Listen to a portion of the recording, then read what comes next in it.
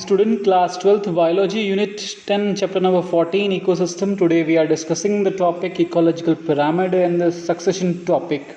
So let's start the topic. Your first slide is a content. So what do we study in the chapter? The first content of the topic is what definitions of the pyramid. What is the definition of pyramid?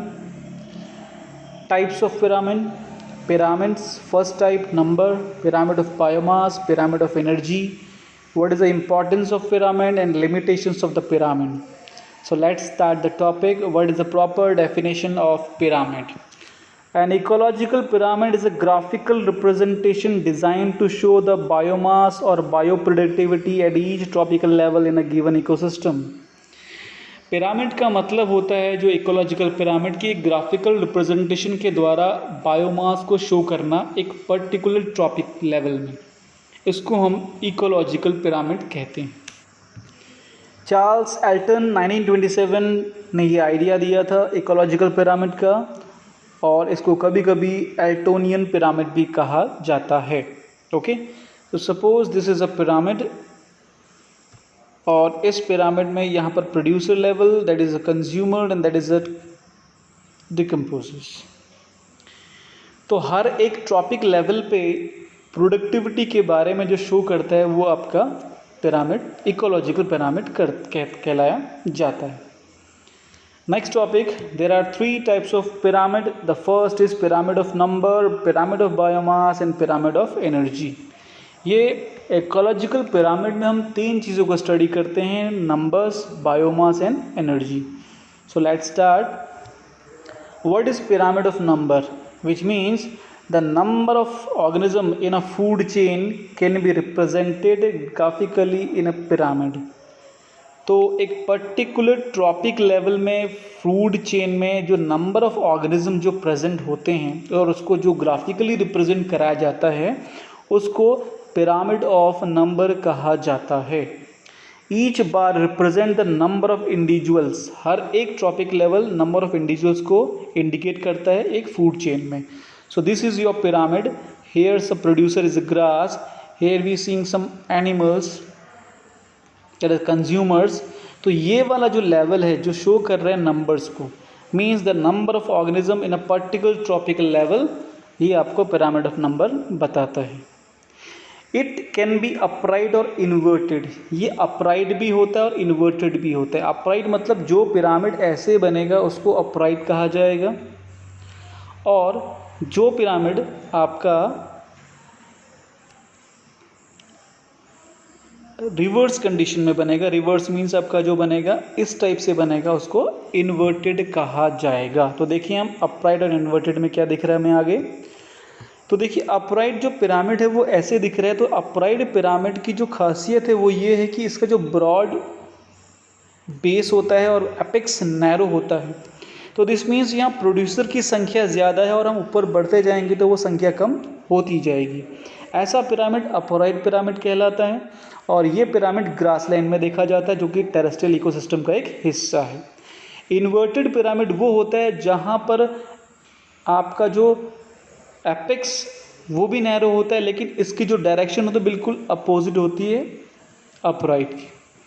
तो ये जो broad आप देख रहे हैं यहाँ पर आपका वो लेवल है जो बहुत ज़्यादा है और प्रोड्यूसर का लेवल काफ़ी कम होता है, तो उसको हम इन्वर्टेड पिरामिड कहते हैं। पिरामिड ऑफ बायोमास मीन्स होता है, द पिरामिड ऑफ बायोमास एक ऐसा ग्राफिकल रिप्रेजेंटेशन है जो किसी बायोमास को किसी एक पर्टिकुलर एरिया पे इंडिकेट करता है डिफरेंट टॉपिक लेवल पे इकोलॉजिकल सिस्टम में। ये भी अपराइट होता है पिरामिड और ये इन्वर्टेड भी होता है। ओके, तो देख सकते हैं अब आगे नेक्स्ट इसका जो टॉपिक है ये आपको दिख रहा है अपराइट पिरामिड। ये बायोमास का पिरामिड है, मीन्स यहाँ पर कितनी संख्या में बायोमास है लिविंग ऑर्गेनिज्म। जैसे यहाँ पर अगर हम देखते हैं प्रोड्यूसर का टोटल बायोमास, जब इनका वेट करेंगे 100 kg, ये 2 आपके ऑर्गेनिज्म दिए हैं तो इनका जो वेट दैट इज 100 kg। तो ये आपको ये बायोमास को बता रहा है।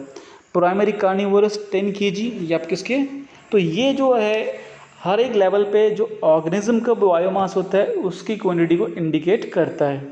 तो ये ग्रास लैंड का दिख रहा है जो ऑलवेज अपराइट होता है, और इन्वर्टेड आपको एक्वेटिक सिस्टम में दिखेगा जहाँ फाइटोप्लैंक्टन जो प्रोड्यूसर होते हैं वो कम होते हैं, और एटलीस्ट जो लास्ट स्टेज वाले होते हैं उनकी संख्या ज़्यादा होती है, जिसमें आप देख सकते हैं फिशेस। तो इस प्रकार का जो पिरामिड है वो इन्वर्टेड पिरामिड कहलाया जाता है। नेक्स्ट हम देखेंगे pyramid of energy. Pyramid of energy में जो ग्राफिकल रिप्रेजेंटेशन बताया जाता है कि एनर्जी का फ्लो किसी इकोसिस्टम में in the form of food chain, okay. और ये पिरामिड जो है हमेशा अपराइट बनता है, क्योंकि energy is always flow in the unidirectional from, वो एनर्जी फ्लो यहाँ से ऊपर की तरफ करेगी। तो यहाँ पर पिरामिड हमको हमेशा क्या मिलेगा, अपराइट मिलेगा। ये देखिए आप कि यहाँ पर आपको पूरा एक लार्ज फिश दिख रहा है, इंसेक्ट लार्वा दिख रहा है, 5 जू प्लैंक्टन वर्म्स दिख रहे हैं और फाइटोप्लैंक्टन्स दिख रहे हैं। तो ये जो है ये एनर्जी फ्लो ऊपर की तरफ हो रही है। तो यहाँ पर एनर्जी का जो हमें पिरामिड है वो हमेशा क्या मिलेगा, अपराइट मिलेगा, इन्वर्टेड नहीं मिलेगा। इम्पॉर्टेंस क्या होती है इस इकोलॉजिकल पिरामिड की, ईजी टू अंडरस्टैंड, हम इजीली समझ जाते हैं, या नंबर्स की बात हुई है, बायोमास की बात हुई है, या एनर्जी की फ्लो की बात हुई है। दूसरा, it overall gives picture of transfer of energy from one trophic level to the next. ये हमारे सामने पूरी एक पिक्चर क्लियर कर देता है कि जो एनर्जी का ट्रांसफ़र हुआ है from one level to next. What are the limitation, बहुत इंपॉर्टेंट क्वेश्चन है। It assume simple food chain, ये सिंपल फूड चेन को एज्यूम करता है जो कि आपकी नेचर में एग्जिस्ट नहीं करती है। It does not consider a food web, ये फूड वेब को भी कंसिडर नहीं करता। और it does not take in account the same species belong to the 2 or more trophic level. इसका ये क्लियरेंस नहीं कि सेम स्पीशीज जो है वो डिफरेंट 2 लेवल्स में मिल सकती है या नहीं। नेक्स्ट टॉपिक है ecological succession, the replacement of one community by another in the time of favorable condition, that is called ecological succession. Ecosystem is changes timely, okay. Next is your primary succession. Primary succession means primary succession occur where there was no previous community such as bare rock and sand, which is already called pioneer organism.